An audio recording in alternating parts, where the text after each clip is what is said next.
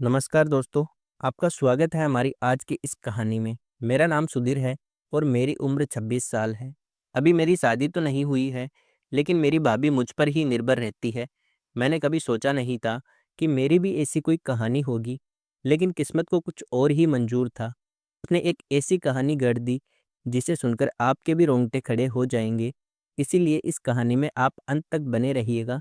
चलिए दोस्तों, कहानी में आगे बढ़ते हैं। मैं एक प्राइवेट कंपनी में काम करता हूँ।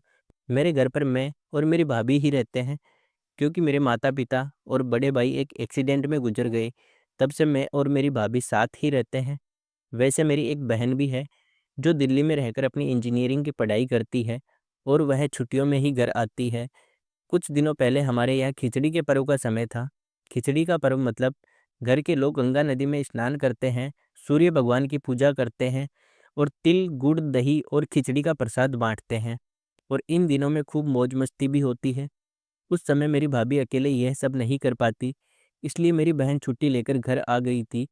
यह पर्व शुरू होने के 2 दिन पहले मेरे जिगरी दोस्त रमेश ने मुझे फ़ोन किया और बोला, "यार सुधीर, काफ़ी दिन हो गए हैं, आज पार्टी करने का मन कर रहा है, बोल चलेगा ना?" तब मैंने कहा, "हाँ, ठीक है।" फिर शाम को जब काम से छुट्टी मिलने के बाद मैं बार में गया, तो रमेश पहले ही वहाँ पहुँच चुका था। फिर हमने ड्रिंक का ऑर्डर दिया और बातें करने लगे। बातें करते-करते मैं बहुत ज़्यादा पी चुका था। मुझे रमेश ने काफ़ी बार बोला भी कि यार बस कर, इतनी बहुत है। लेकिन मैंने उसकी बात नहीं मानी और काफ़ी ज़्यादा पी लिया। इसलिए उठते समय भी मेरे पैर डगमगा रहे थे। रमेश ने मुझे मेरे घर के बाहर तक लाकर छोड़ दिया था। फिर जैसे-तैसे करके मैं अंदर आया, तो मैंने देखा कि हॉल में एक नाइट रेड बल्ब जल रहा था, जिससे मुझे सब धुंधला दिख रहा था। फिर जैसे ही मैं कमरे की ओर बढ़ा, तो मैंने देखा कि सोफे के पास चटाई पर कोई सो रहा है। जब मैंने पास जाकर देखा, तो वहाँ कोई औरत गाउन पहने सो रही थी। उस समय नशे की हालत में होने की वजह से मुझे लगा कि वह मेरी भाभी है और शायद वह मेरा इंतज़ार करते-करते यहीं पर सो गई है। तभी अचानक मुझे ठोकर लगी और मैं वहीं ऊपर गिर गया। वह ज़ोर से चिल्लाई, तभी मैंने उसका मुँह बंद कर दिया। वह मुझे धक्का देने लगी और उठने की कोशिश करती रही, लेकिन मेरी ताकत के कारण वह उठ नहीं पाई। दोस्तों, तब वह कुछ मिनटों तक चुपचाप लेटी रही। जब उसने कोई हरकत नहीं की, तो मैं भी शांत हो गया। मैं भी ज़्यादा देर तक नहीं टिक सका और जल्दी ही उठकर एक तरफ लेट गया और सो गया। फिर सुबह के 4 बजे के करीब जब मुझे बाथरूम के लिए उठना पड़ा, तो मैं खुद को अस्वस्थ महसूस कर रहा था, क्योंकि तब नशा कुछ कम हो गया था। फिर जल्दी से मैं कपड़े पहना, बाथरूम किया और अपने कमरे में जाकर सो गया। फिर सुबह जब मेरी भाभी ने मुझे उठाया, तब देर हो चुकी थी, इसीलिए मैंने जल्दी-जल्दी तैयार होना शुरू किया। तैयार होते समय मेरी बहन प्रिया मुझे कुछ अजीब नज़रों से देख रही थी। फिर मैंने नाश्ता किया और काम पर निकलने लगा। तभी मेरी भाभी ने टिफ़िन देते हुए मुझसे कहा, "रात को मेरे बेडरूम में क्यों नहीं आए?" यह सुनकर मैं हैरान रह गया। मेरे पैरों तले ज़मीन खिसक गई, लेकिन तब मैंने कुछ नहीं कहा और काम पर जाने के लिए निकल गया। रास्ते में जाते वक़्त मैं सोचने लगा कि जब भाभी रात को मेरे साथ नहीं थी, तो इसका मतलब रात को मैं अपनी बहन प्रिया के साथ था। यह सोचकर मेरा मन बहुत घबराने लगा था। उस दिन पूरे दिन भर यही ख़्याल मेरे दिमाग में चल रहे थे। फिर दोपहर को लगभग 2 बजे के करीब मेरी बहन प्रिया का फ़ोन आया और वह बोली, "हेलो भैया, आप कहाँ हो?" मैंने जवाब दिया, "काम पर हूँ।" "क्यों?" प्रिया ने कहा, "मुझे आपसे मिलना है, मैं वहीं आ रही हूँ।" मैंने कहा, "ठीक है, आ जाओ।" अब मुझे बहुत फ़िक्र हो रही थी कि आखिर प्रिया ऐसे अचानक मुझसे मिलने क्यों आ रही है। फिर थोड़ी देर के बाद प्रिया आई और मैं कंपनी के बाहर उससे मिलने गया। तब वह एक कोने में खड़ी थी। फिर मैंने उससे पूछा, "बोलो प्रिया, क्या काम है?" प्रिया ने जवाब दिया, "आपको सच में नहीं पता मैं क्यों आई हूँ?" तब मैंने कहा, "बातें मत बना, जल्दी बता, पहले ही मेरा सिर दर्द कर रहा है।" तो प्रिया बोली, "भैया, किस बात से आपका सिर दर्द हो रहा है? ज़्यादा सोने से या कुछ और?" तब उसके सवालों से मुझे समझ में आ गया कि रात को ज़रूर कुछ हुआ था। लेकिन मैंने अनजान बनते हुए कहा, "तू ये सब क्या बोल रही है? मुझे कुछ समझ नहीं आ रहा है।" उसने कहा, "तुम्हें सच में नहीं पता कि रात को क्या हुआ?" उस वक़्त उसकी बातों में गुस्सा नहीं था, बल्कि एक अजीब-सा एहसास था। इसलिए मैंने तुरंत उससे माफ़ी माँगते हुए कहा, "मुझे माफ़ कर दो प्रिया, नशे में ऐसा हो गया।" फिर मैं उसके पैरों में गिरने लगा, लेकिन उसने मुझे रोक दिया। प्रिया बोली, अरे क्या कर रहे हो भैया, लोग क्या कहेंगे। मैंने कहा, क्या करूं, मुझसे गलती हो गई। इस पर प्रिया बोली, रात को जो हुआ वह अब हो चुका है। पहले तो मुझे बहुत बुरा लगा था, लेकिन फिर मैंने सोचा मैं भी एक औरत हूँ, मुझे भी वह सब चाहिए। इस पर तुरंत ही मैंने कहा, तुम्हारा क्या मतलब है।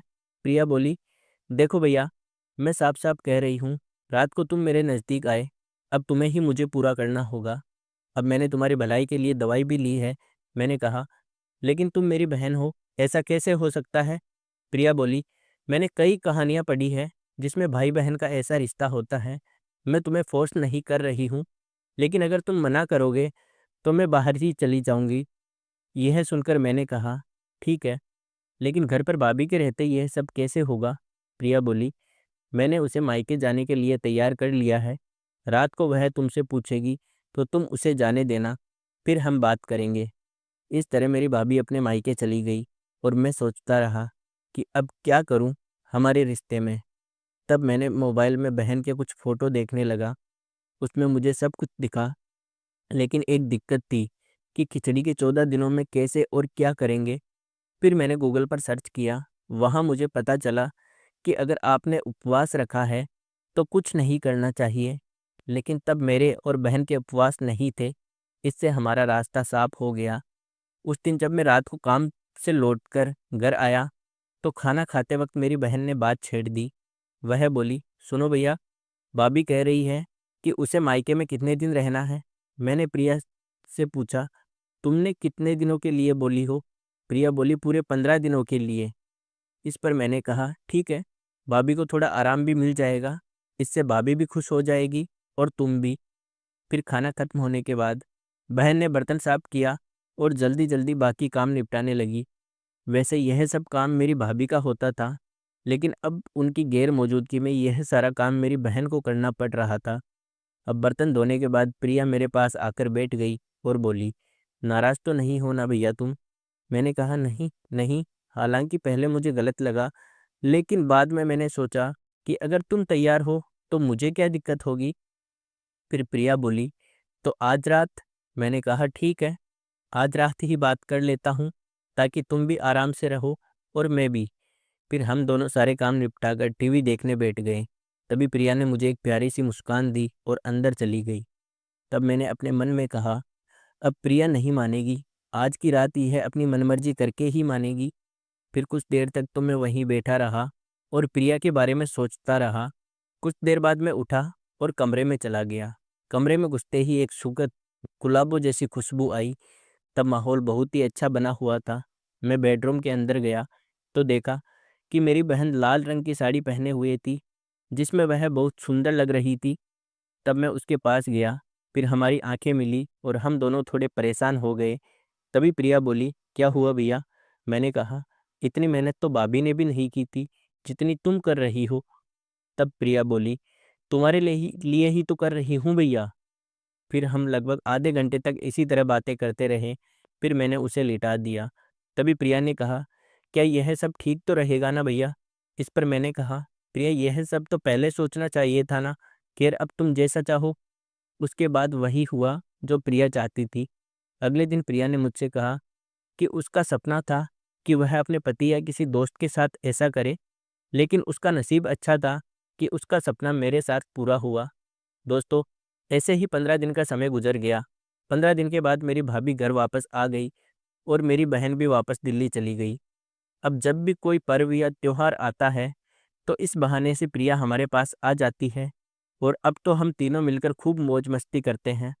अब तो मेरी भाभी भी गर्भवती हो गई है और प्रिया ने इस समय उनकी बहुत मदद की है। वह भी एक अलग ही कहानी है जो आपको अगले पार्ट में सुनाएंगे। तो दोस्तों, यह थी हमारी छोटी सी कहानी। आपको यह कहानी कैसी लगी, कमेंट करके ज़रूर बताएं। अगर आपको यह कहानी पसंद आई हो तो इसे लाइक करें और अपने दोस्तों के साथ शेयर करें। आगे भी ऐसी ही रोमांचक कहानियों के लिए हमारे चैनल को सब्सक्राइब करें और बेल आइकन दबाना ना भूलें, ताकि आप हमारी कोई भी कहानी मिस ना करें। दोस्तों, मिलते हैं अगली कहानी में। आप अपना और अपनों का ख्याल रखें। धन्यवाद।